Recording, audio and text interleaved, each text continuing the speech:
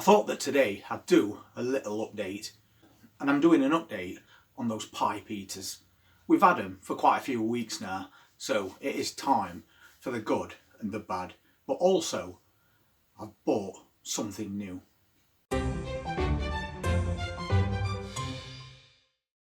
So when it comes to these pipe heaters, they're only the 2-foot ones, but we bought them solely to air rooms out, to try and help with condensation at this time of year. So far I've fitted 2 of them. One is in the toilet, which is a very small room, and the other one we've put in the bedroom, which we've now turned into a dressing room. So that's got lots of wardrobes in there with all its clothes in. So the idea behind that was to keep that room aired out to stop us clothes getting mouldy. The difference I've noticed is over the last few weeks the temperature has really dropped. So one of those pipe heaters isn't performing as good as I was hoping it to.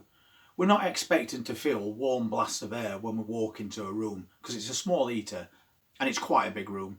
So far there's no signs of any mould on us clothes because we leave that pipe heater going day and night, and we have the wardrobe doors open so that air can get inside. But we've noticed that when you walk in there now, you don't really feel any warmth. But if it's airing out enough to stop mould, then that's solely the purpose that we bought it for in the first place. I was hoping it would provide a little bit of warmth though, for when you go in there in the morning to get dressed. Unfortunately, that's not the case. The one in the toilet, however, is definitely making a difference. As soon as you go into that toilet, you can feel warm air. So that's brilliant. That is doing exactly what I wanted it to.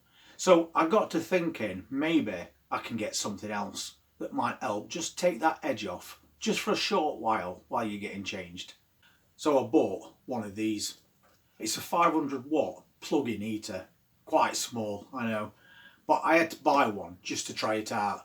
I wouldn't have thought that something of this size would make much of a difference at all, but it is surprising just how much heat it does kick out. I'll take it out of the box and show it you.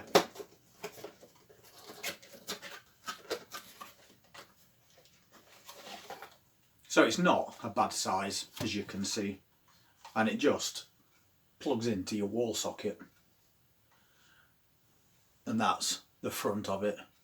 So you've got your heating part there, and then you've got your controls on top.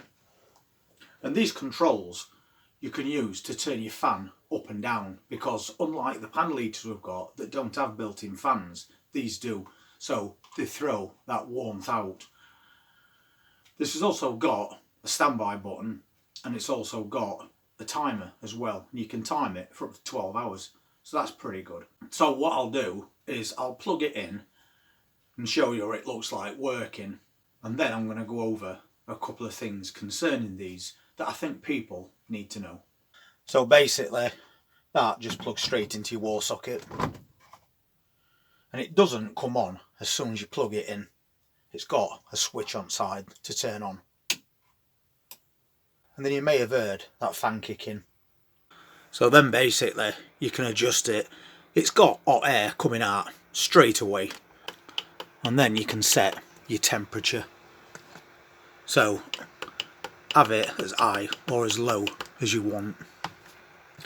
And it has got a cutout on it as well, so when it reaches the temperature you set it to, it will automatically cut itself off.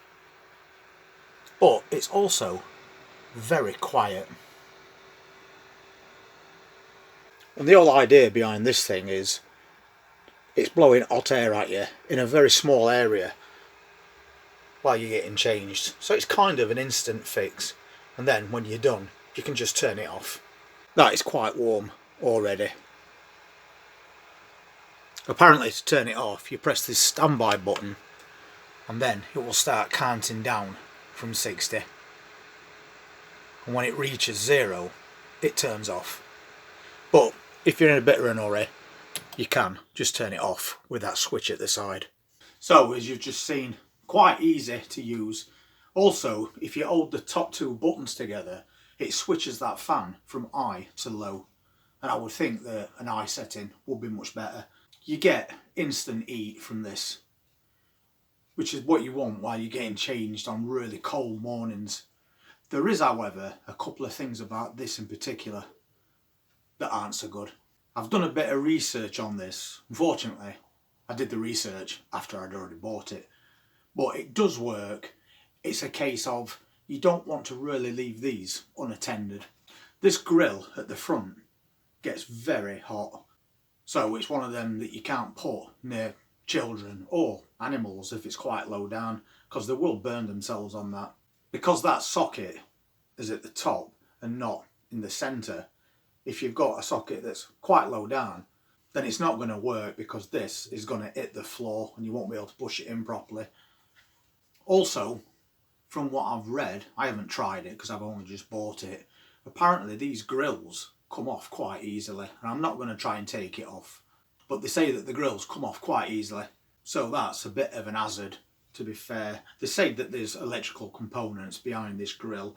I can't actually see anything, but they said there is a risk of a shock if you touch a certain area, so that is not a good thing, especially if you've got children around that might start messing around with it. I just thought I'd try and pull this grill off, and it seems quite solid to me, so I'm not sure if that's 100% true. It's just something I read. But for what I want, that kicks out quite a bit of heat, and it's only 500 watts, so it's not taking a lot of electric, especially considering we're only going to be using it for short bursts, just while we get changed. And the pipe heater is still doing something. It's airing that room out, which is stopping his clothes getting mouldy. It's just not creating any heat that you can really feel, which is why I've bought one of these to combat that. The toilet one is perfectly fine, so all's not lost with those pipe heaters. But this was £10, which I think is quite cheap for what it does. And it does come with an instruction book as well. That is perfectly cooled down now, and it's only been a couple of minutes. And obviously, when I'm looking at things like that, I'm in no way, shape or form advising people to buy things like this. I'm just showing you what we're doing, this caravan, and how I'm crossing bridges as I get to them. I don't want to go into a bedroom on a -5 morning, getting changed, and it's completely freezing. So at least this is going to help out for that short amount of time that I'm going to be in there. And for the price, I think it'll worth the investment. Though not everything works exactly as you want it to. And it's not until you've actually bought something and then tried it out for a few weeks that you're going to realise it's not quite what you're hoping for. But we've only had that one pipe heater that's not kicking out enough warmth for you to be able to feel it, but it is doing its job in other ways. So this is going to help. They're very cheap to buy. At 500 watts, they're going to be quite cheap to run as well. So we'll see how we get on with that as it gets colder and colder as we approach winter. So just a quick review on those pipe heaters. It's not all bad news, and we've tried to combat it with something new. It has got its ups and downs, but I think everything has.